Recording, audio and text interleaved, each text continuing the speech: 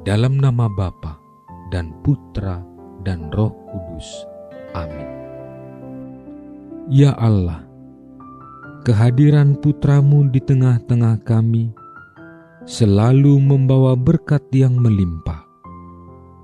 Semoga kami semakin mengagumi dan mengimani Putra-Mu, serta dengan rela hati menjadi utusannya untuk membangun gereja, demi semakin tegaknya kerajaan-Mu di dunia ini.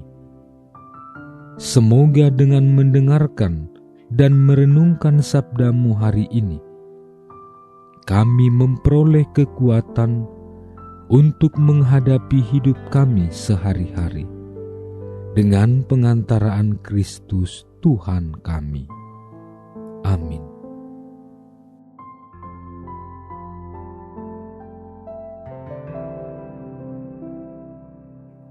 Setelah lewat hari Sabat, Maria Magdalena dan Maria ibu Yakobus serta Salome memberi rempah-rempah untuk pergi ke kubur dan meminyaki Yesus.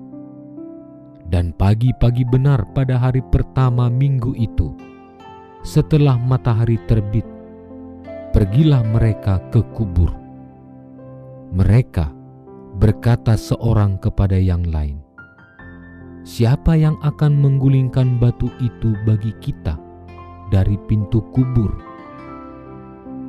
Tetapi ketika mereka melihat dari dekat, tampaklah batu yang memang sangat besar itu sudah terguling.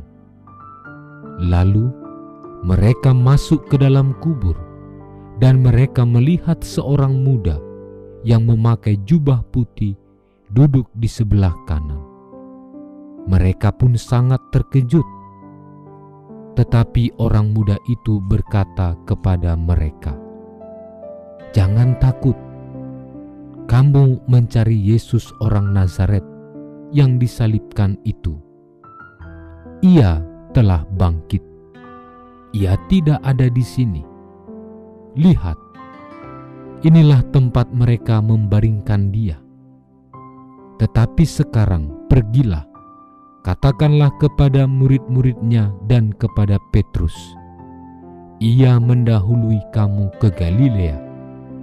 Di sana kamu akan melihat dia, seperti yang sudah dikatakannya kepada kamu."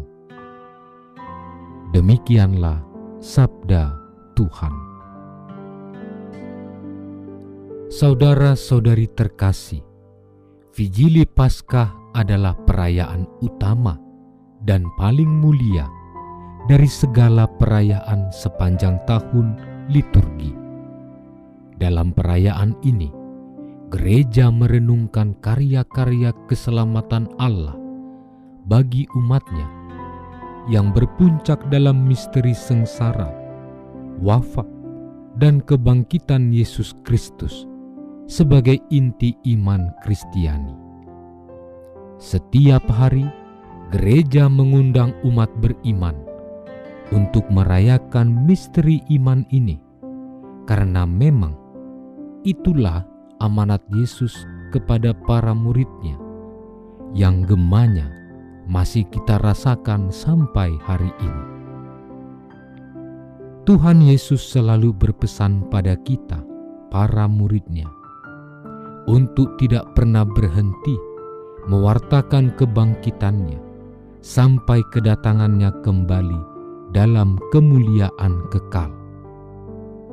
Pewartaan kebangkitan Tuhan bisa melalui apa saja, namun yang terpenting adalah bagaimana hidup kita sendiri memberi kesaksian otentik bahwa Kristus telah bangkit dan meraja untuk selama-lamanya di dunia dan di dalam diri setiap manusia, termasuk diri kita sendiri, orang-orang Kristen.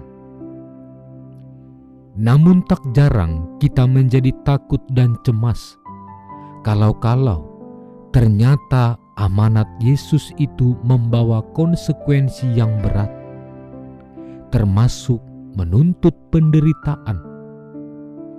Kita seringkali mendengar bahwa tiada kemuliaan tanpa sengsara, tiada kebangkitan tanpa penderitaan, tiada Paskah tanpa Jumat Agung. Tapi kata-kata itu belum cukup menguatkan diri kita. Para wanita yang hendak meminyaki jenazah Yesus mengalami ketakutan dan kecemasan tatkala melihat kubur Yesus sudah terbuka dan tidak ada lagi jenazah Yesus terbaring dalam kubur itu. Hal yang lebih menakutkan lagi ialah bahwa seorang asing bagi mereka memberitakan bahwa Yesus yang mati di salib itu telah bangkit dari kematian. Orang itu menyuruh mereka pergi dan memberitahu para murid supaya bertemu dengan Yesus di Galilea. Ini jelas merupakan sesuatu yang tidak masuk akal secara manusiawi, sehingga wajarlah para wanita itu akhirnya lari ketakutan. Bagaimana mungkin Yesus yang telah menderita hingga wafat di salib itu kini telah bangkit? Saudara-saudari terkasih, kebangkitan Yesus adalah bukti nyata atas kekuasaan Allah yang luhur di atas segala sesuatu. Yesus Kristus Putra Allah telah mengalahkan maut berkat kuasa ilahinya bersama Bapa dalam Roh Kudus. Allah bekerja dengan kuasanya yang ajaib, dan seringkali manusia tidak paham bagaimana cara Allah bekerja. Oleh karena tidak paham, akhirnya manusia mengalami ketakutan dan kecemasan. Tetapi kalau kita mencoba melihatnya dari kacamata iman, maka kebangkitan Yesus ini seharusnya menjadi kesempatan bagi kita untuk bersyukur karena Allah memberi kita harapan baru atas hidup kita yang fana ini.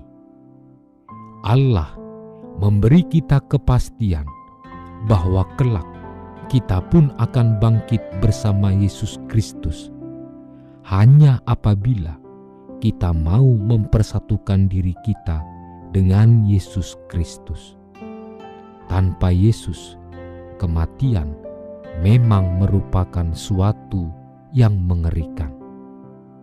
Tetapi bersama dengan Yesus, kematian tidaklah menakutkan, sebab kelak kita akan dibangkitkan untuk kehidupan kekal bersama dengan Yesus yang telah mendahului kita dalam kematian dan kebangkitan.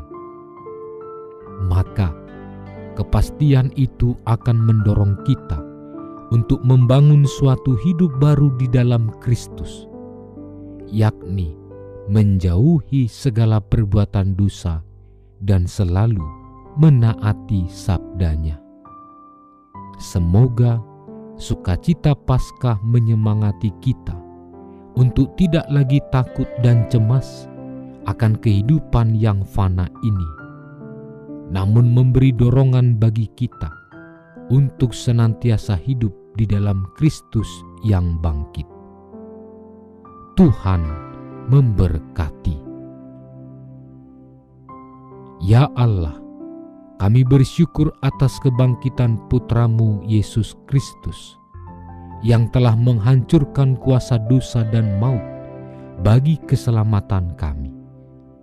Semoga kami tidak lagi menjadi pribadi yang takut dan cemas, melainkan senantiasa bersemangat dalam membangun hidup baru di dalam Kristus Putra-Mu, Tuhan kami. Amin. Allah Tritunggal Maha Kudus, Bapa, Putra, dan Roh Kudus, Engkaulah Allah Esa yang Maha Kuasa dan Maharahim. Kami puji dan muliakan Dikau. Di tahun komunitas basis ini, dengan sepenuh hati, kami mengagungkan Dikau, karena Engkaulah sumber, dasar, dan model sempurna kesatuan kami dengan Dikau, sesama dan alam ciptaan. Kami mohon, anugerahilah kami Roh Kudus-Mu, agar kami mampu membangun persaudaraan dan persekutuan sejati di dalam keluarga, komunitas-komunitas, dan seluruh gereja. Dengannya kami menjadi tanda kesatuan dan kehadiran-Mu di dunia ini. Bunda Maria, Bunda yang berbelas kasih, doakanlah kami anak-anak-Mu, agar hidup rukun dan bersatu seperti keluarga kudus di Nazaret, dengan pengantaraan Kristus Tuhan kami. Amin. Dalam nama Bapa dan Putra dan Roh Kudus. Amin.